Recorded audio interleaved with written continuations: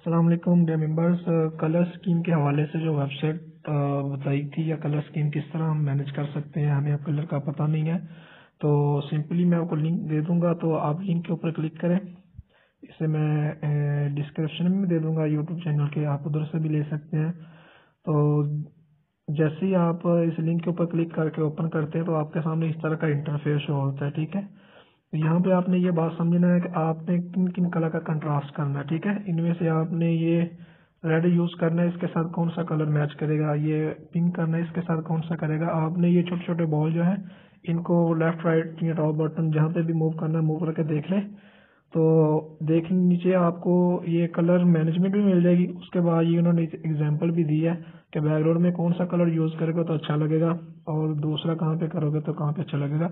और नीचे ये कलर कोड भी दे दिया, कोई भी कलर हो वो अपने कोड के नाम से जाना जाता है, अदरवाइज वो नहीं जाना जाता। ठीक है, तो ये आप देख लें और ये नेक्स्ट आगे करते जाएंगे। 3-3 वाला कलर भी है, 4-4 वाला भी है। ठीक है, नेक्स्ट आगे मूव करते जाएंगे ना तो सिंपल कलर भी आते जाएंगे।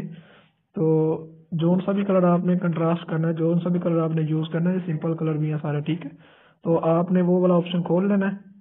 खोलने के बाद नीचे उसकी एग्जांपल वगैरह देखने कहाँ पे कौन सा कलर यूज हुआ है और नीचे से फिर उसका ये कलर जो है ये कॉपी कर लेना आपने। ठीक है, कॉपी करने के बाद अगर आप पिक्सल लैब यूज कर रहे हैं, ओडोडेन यूज कर रहे हैं तो सिंपली आपने उसके जो है ना वो कलर वाले ऑप्शन के अंदर चले जाना है। ठीक है, कलर वाले ऑप्शन के अंदर जाने के बाद मैं इधर नाम लिख लेता हूँ।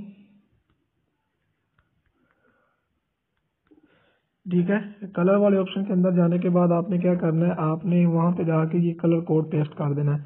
ठीक है, अगर आप सिंपल यूज करना चाहते हैं या दो से ज्यादा 3 ग्रेडिंग करना चाहते हैं ना तो इनका यही ऑप्शन है। ये प्लस वाला आइकन है, इसके ऊपर क्लिक करें।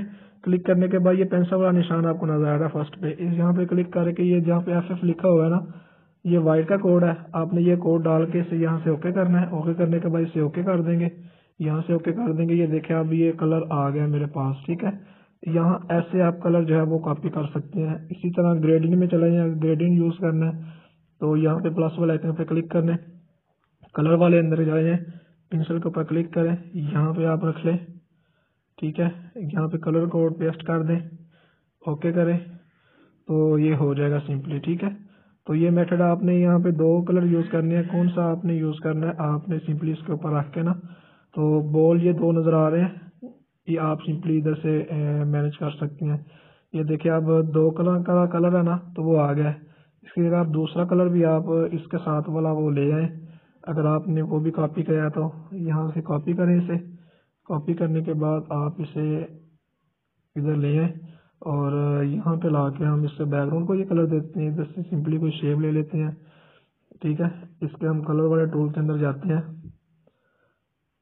कलर वाले टूल के अंदर जाके पेंसिल पे यहाँ पे ये वाइट को हम डेल कर देते हैं, वाइफ का ये कोड है।